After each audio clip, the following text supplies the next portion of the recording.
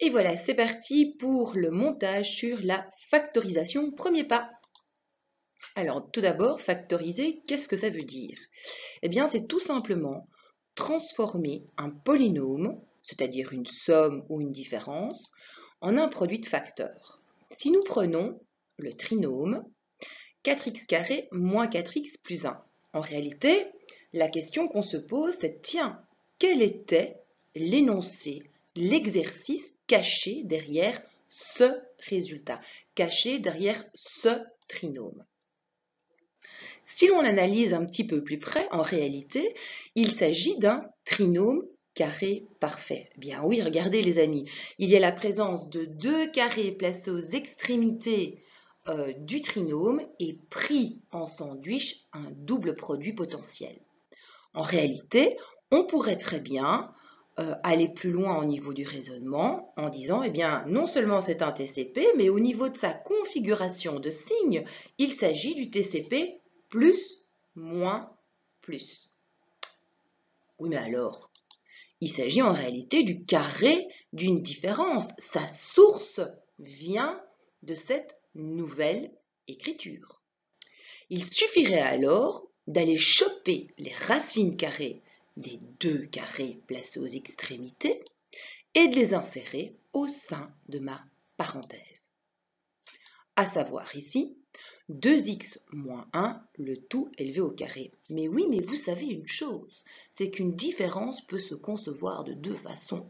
On pourrait très bien opter pour cette factorisation-là, à savoir 1 moins 2x élevé au carré, qui me donnerait exactement le même résultat.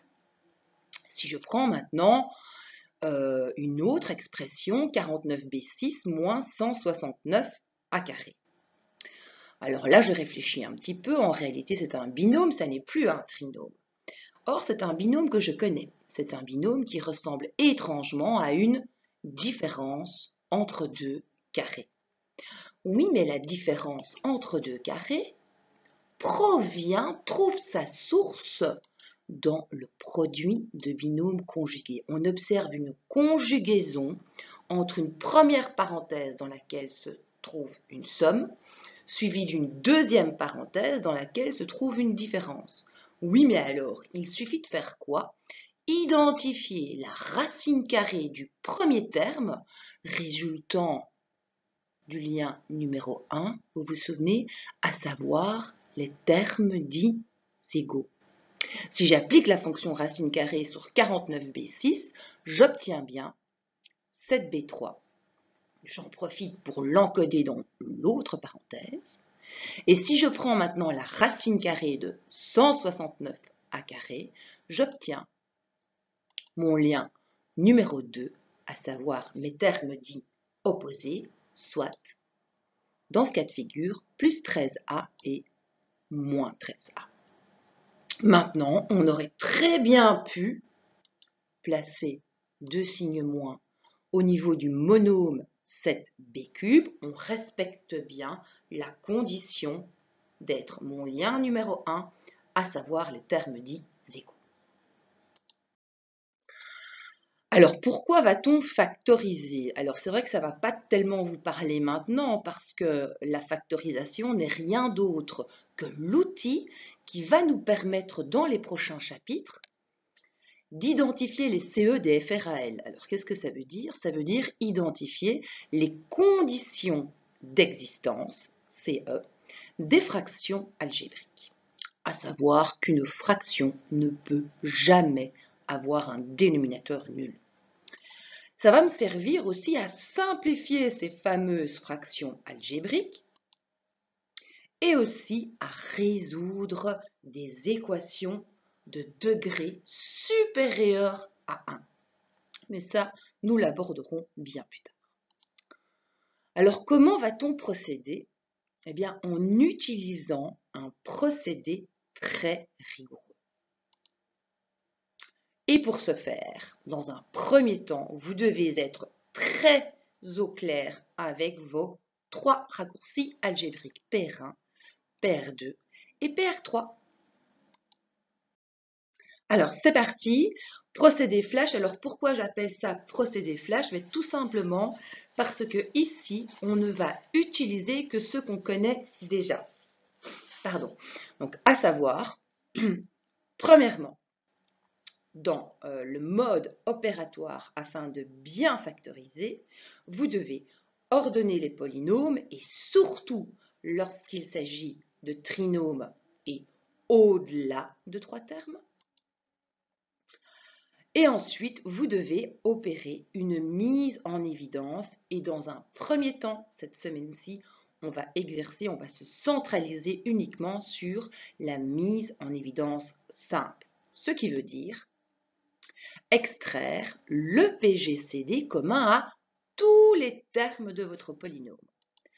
On verra plus tard qu'il existe aussi une autre catégorie de mise en évidence, mais c'est pour ça que ça apparaît en rouge, c'est-à-dire qu'il s'agira d'une mise en évidence par groupement. Mais ça, on met au frigo pour le moment. Après avoir ordonné et après avoir checké s'il n'y avait pas de mise en évidence, parce qu'il n'y en aura pas toujours, on passe à la phase 2, à savoir analyser les polynômes que vous avez sous les yeux. Vous pourriez très bien vous retrouver avec un binôme, ou alors face à un trinôme, ou alors au-delà de 3 termes, polynôme. Si vous avez affaire à un binôme, la factorisation flash ne peut se faire que si vous observez une différence entre deux carrés. Alors, je rappelle, vos nombres carrés doivent être maîtrisés, mais on observe que des lettres, que des variables sont carrées à partir du moment où elles sont dotées d'exposants pairs. Alors, si tel est le cas, si vous observez une différence entre deux carrés, vous allez devoir factoriser, transformer l'expression en produit de binômes conjugués. Le petit truc sera de placer le cadre, c'est-à-dire un produit entre deux parenthèses, où vous allez d'abord insérer votre somme, conjuguée ensuite avec une différence. Si vous observez un binôme qui ne correspond pas à une différence entre deux carrés, eh bien là, c'est stop. On en a terminé pour le moment. Si vous observez que vous avez affaire à un trinôme, il pourrait s'agir d'un TCP. Alors je rappelle qu'un trinôme carré parfait n'est rien d'autre qu'une expression littérale qui se compose de 3 termes, dont 2 carrés aux extrémités et pris en sandwich un double produit. Il pourrait s'agir de cette configuration-ci, à savoir un trinôme carré parfait dont la configuration de signe est plus, factorisable dès lors en carré d'une somme. Le petit truc sera de placer le cadre, à savoir une parenthèse au sein de laquelle vous allez mettre le plus au milieu représentant la somme et bien sûr cette parenthèse élevée au carré. Il pourrait s'agir d'un TCP dont la configuration de signe est moins, moins, moins. Dans ce cas de figure, la factorisation sera l'opposé du carré d'une somme. Et donc, petit truc, on place un moins devant une parenthèse au milieu de laquelle on a mis un plus et en exposant à cette parenthèse l'exposant 2. Mais il pourrait s'agir aussi du trinôme carré parfait plus moins plus, factorisable en carré de différence. Le petit truc sera alors de mettre une parenthèse élevée au carré au milieu de laquelle vous aurez inséré au préalable signe moins.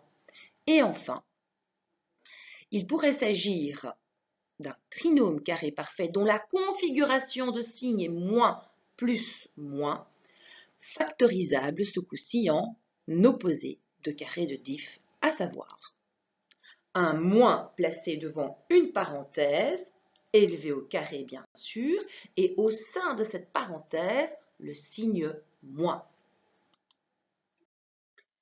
Oui, mais si ce n'est pas un TCP, on a d'autres choses en magasin pour notre factorisation flash. Il pourrait s'agir d'un trinôme somme-produit. Dans ce cas de figure-là, vous devez repérer, attention les amis, un premier monôme portant le degré de votre trinôme, dont l'exposant fatalement est pair puisqu'il s'agit d'un monôme carré, et surtout dépourvu de coefficient, sans coefficient. Suivi de quoi? Suivi d'un deuxième monôme dont la variable est dotée de l'exposant résultant de la racine carrée du premier monôme au niveau de sa variable. Donc, ça veut dire que vous observez là le x cube. Le cube, c'est bien la division par 2 du 6. Et bien sûr, statuant devant cette variable x cube, devrait figurer un nombre qui correspondrait à une somme potentielle de deux valeurs numériques. Suivi enfin d'un autre nombre dépourvu de variables sans lettre ce coup-ci, ça n'est rien d'autre que le terme indépendant, qui correspondrait au produit des deux valeurs numériques statuant dans votre futur facto. Comment va-t-on procéder? Nous allons factoriser ce trinôme somme-produit en un produit de binôme somme-produit. Alors, le petit truc, ça va être quoi? C'est déjà de placer vos deux parenthèses et avec un indice, bien sûr, à savoir que la variable statuant dans chacune de vos parenthèses sera dotée de la division par 2 de l'exposant du premier monôme, à savoir ici x cube plus quelque chose que je ne connais pas, fois x cube plus quelque chose que je ne connais pas. Alors, à savoir qu'ici, j'ai mis un plus et un plus, tout dépendra fatalement des valeurs numériques que nous allons trouver. Donc ça, c'est au niveau de cette fameuse factorisation flash où nous allons faire appel uniquement à ce que nous connaissons, à savoir les raccourcis algébriques. Maintenant, dans votre analyse, s'il ne s'agit pas d'un pair 1 au niveau de votre trinôme ou d'un pair 3, eh bien dans ce cas-là, retenez une chose, c'est que nous verrons plus tard une sorte de hashtag. Et c'est parti pour une petite séance d'exercice dirigée, voire même assistée, puisque j'ai repris les énoncés de la C2, page 2 du dossier sur la factorisation. Évidemment, la consigne ici, ce n'est pas effectue. La consigne, c'est bien factorise le plus loin possible. Première des étapes, lorsqu'on factorise de façon flash, c'est d'ordonner vos polynômes. Et généralement, vous allez les ordonner à partir du moment où vous observez 3 termes et au-delà, bien sûr. Dans cette même étape, s'il y a lieu d'opérer une mise en évidence simple, vous le faites. Ensuite, nous allons analyser de quel type de polynôme il s'agit afin tout simplement d'orienter notre facto flash. Alors, pour l'exercice 1, l'énoncé 1, l'ordre est déjà mis. Je vais donc recopier 2y² plus 4y plus 2. Dans l'exercice 18, l'ordre est perturbé. Je vais ranger tout ça. Et donc, j'obtiens le trinôme suivant, 3x² moins 6x plus 3. Dans le deuxième, j'ai un binôme. Alors, c'est vrai que mettre de l'ordre dans un binôme, je dirais que c'est un petit peu plus particulier. Pensez à ceci. Lorsque vous rencontrez un binôme, pensez toujours à savoir s'il y a une économie de signes à faire. Si tel est le cas, interchangez les places. Sinon, vous le laissez tel quel. Alors, c'est le cas par exemple dans le numéro 14, vous voyez qu'il est mis moins 1 plus 4x carré. Eh bien, je peux faire une économie de signes en interchangeant les places et je me retrouve avec une différence entre 4x carré et 1. Dans le numéro 21, je dois remettre de l'ordre aussi. J'ai donc le trinôme 2x carré moins 4x moins 48. Pour le 22, l'ordre était déjà établi. Quant au 28, c'est un binôme. J'observe encore qu'il y a lieu d'économiser un signe. Alors, hop, j'interchange les places de mes deux termes. Dans cette même étape, on n'oublie pas, nous devons checker s'il y a lieu de faire une mise en évidence simple. Ben oui, ce n'est pas toujours le cas, mais vaut mieux s'assurer qu'il n'y en ait pas. Or, dans la première, j'observe que je peux mettre 2 en évidence. Je le mets donc en lumière. 2 fois quoi? Eh bien, 2 fois le trinôme y carré plus 2y plus 1. Dans le numéro 18, j'observe que je peux mettre 3 en évidence. Bien oui, 3 est le PGCD commun à mes 3 termes. Fois quoi maintenant?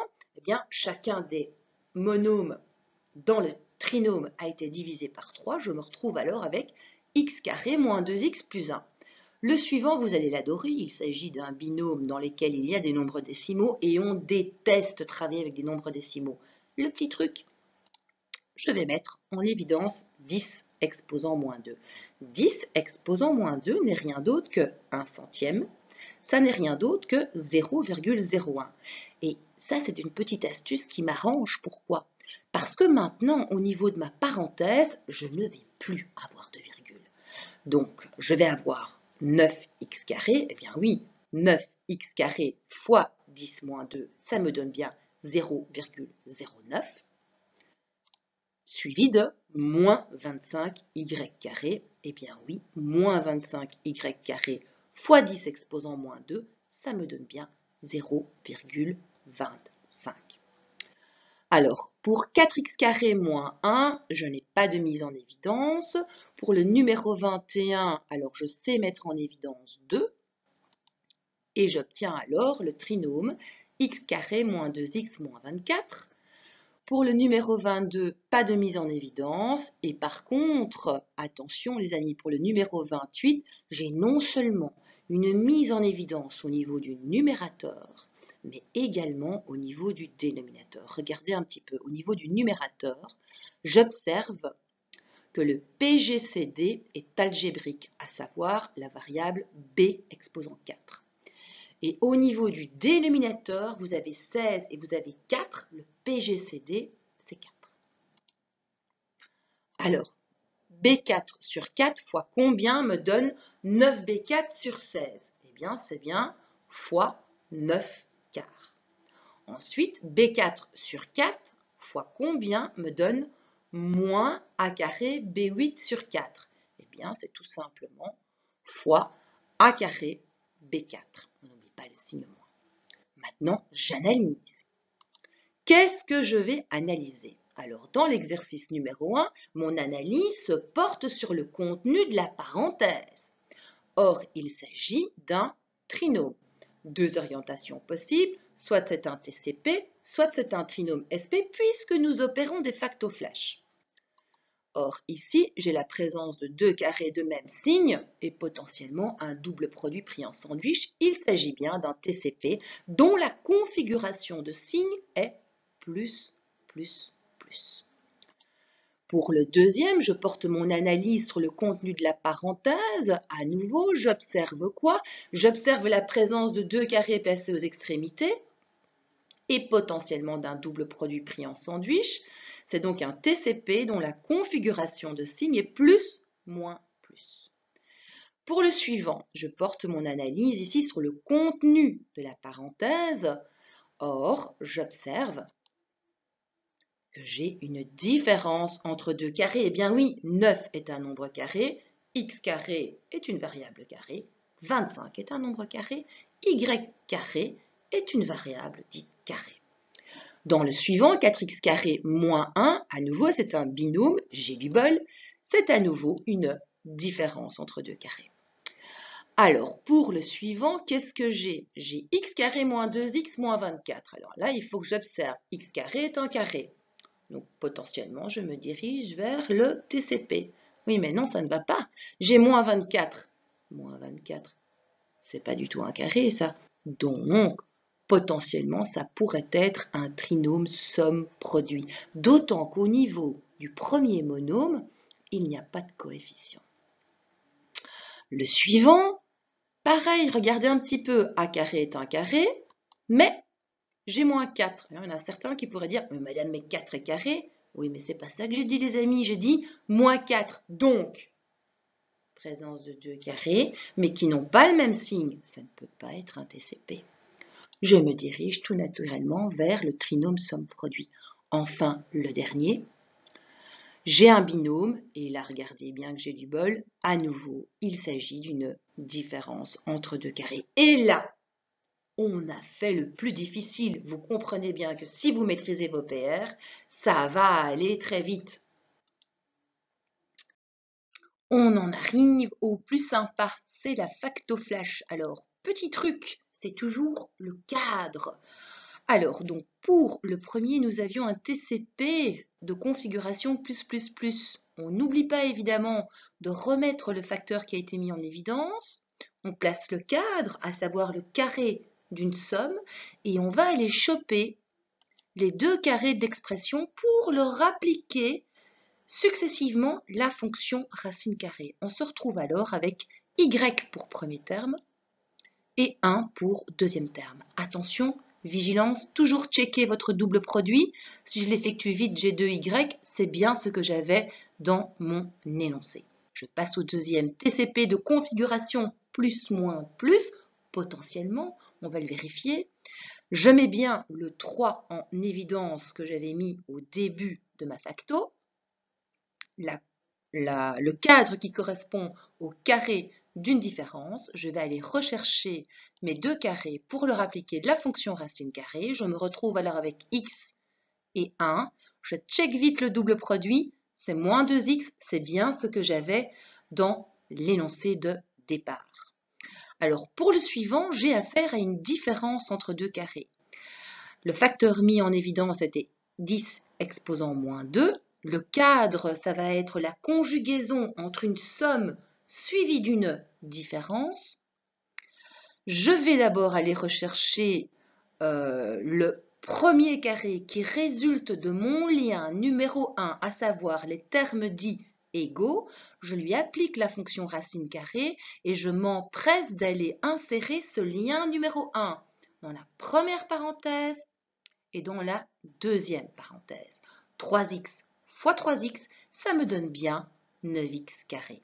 Je fais la même chose avec le deuxième terme, je lui applique la racine carrée et je me retrouve avec 5y pour deuxième terme dans ma première parenthèse, ainsi que 5y pour deuxième terme dans ma deuxième parenthèse.